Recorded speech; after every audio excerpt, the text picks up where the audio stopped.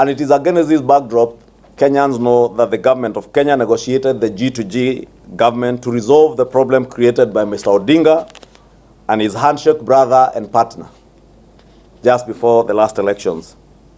It is therefore very dishonest for a politician of Mr. Odinga's stature to seek to score cheap political points on the back of a problem he and his handshake partner and brother created. It is a fact that global oil prices have been spiking on account of emerging wars in the oil-producing regions in the Middle East and Europe. That is the war between Israel and the Hamas in the Gaza region, the Russia and Ukraine war in Europe. And it is also a fact that supply cuts by oil-producing countries, the OPEC countries, are there. There are economic sanctions against Russia, that is an oil-producing country, and there is an increasing demand for fuel for heating in the West with the onset of winter. And all these factors are contributing to the spike in global oil prices. Those are facts well known to Mr. Odinga. It is only recently that global oil prices are beginning to steady, and that has been reflected in the recent IPRA pump price revisions.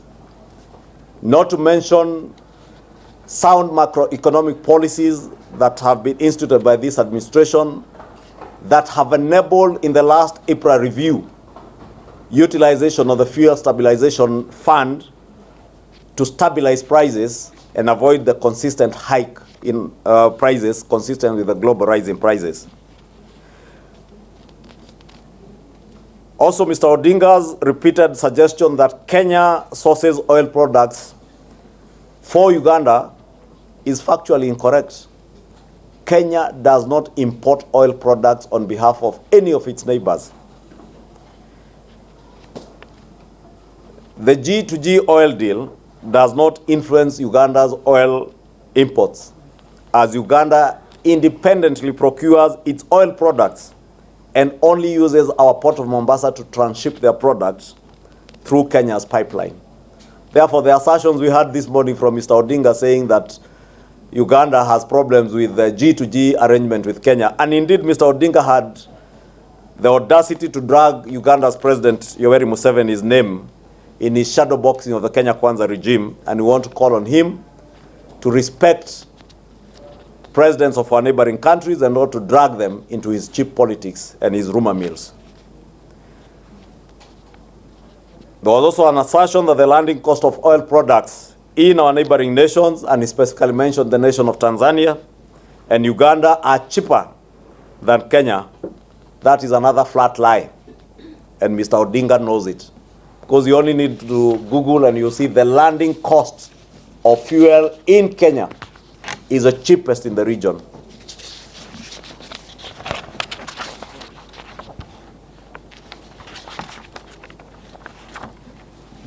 Lastly, let's say it's laughable and nearly despicable to hear Mr. Odinga talk about corruption and state capture.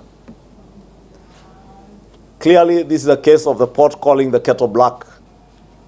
Mr. Odinga was a single guarantor and facilitator of state capture under the handshake regime.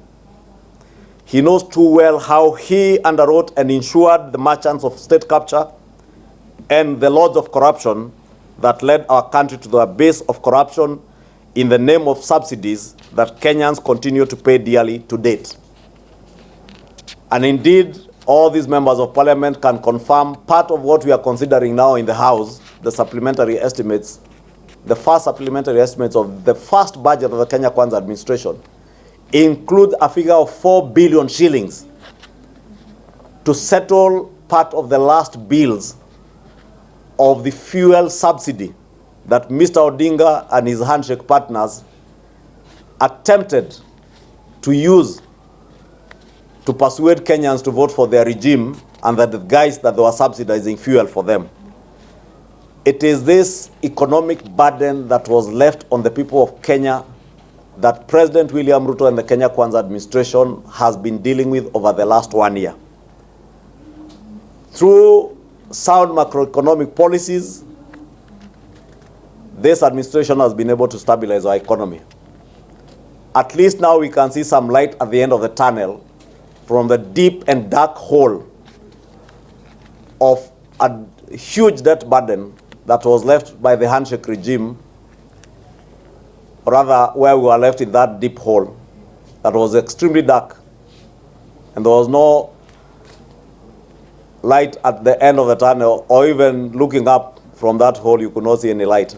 Now we are at a place where we can confidently tell Kenyans that there is some light at the end of the tunnel. We know where our economy is and where we are going. Let me conclude by saying the so-called dossier was and is nothing but political hogwash, cleverly designed to incite Kenyans and resuscitate Mr. Odinga's fledgling political base that is fast sliding away on account of dishonesty and his obvious use or misuse of his supporters as a negotiating tool for selfish personal interests. That is a statement, and I think from the conclusion of that statement, and in view of what you have seen from the weekend, Kenyans will remember the weekend, the statements delivered by senior members of the Azimio coalition, culminating to the statements made by Mr. Odinga himself and another group of Azimio leaders yesterday somewhere in Westlands.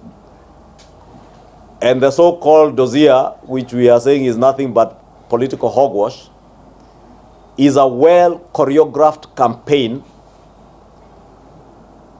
to try and incite Kenyans against the current administration, to try and incite Kenyans around the question of the cost of living, because, and you know where I sit with our colleagues in Azimio in the National Dialogue Committee, and you know that is a matter that has been on the table, and they probably think they can now use the masses to arm twist the Kenya Kwanza government to reintroduce fuel and food subsidies that were fueling and driving corruption that was benefiting those who were in power then.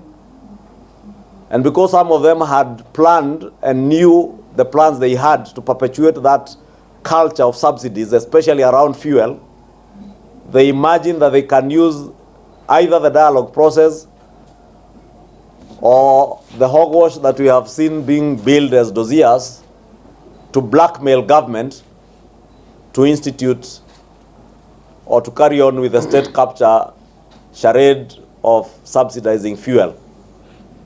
Kenyans were said to have gone to the streets, as they have always said, on the basis of the cost of living. But we also know it's not true. They mobilized their supporters to go to the streets on account of what they billed was a stolen election. When that did not sell, they billed it as a fight for the cost of living, and you remember what they called the Sufuria movement, putting sufurias on their heads, apparently because of funga prices.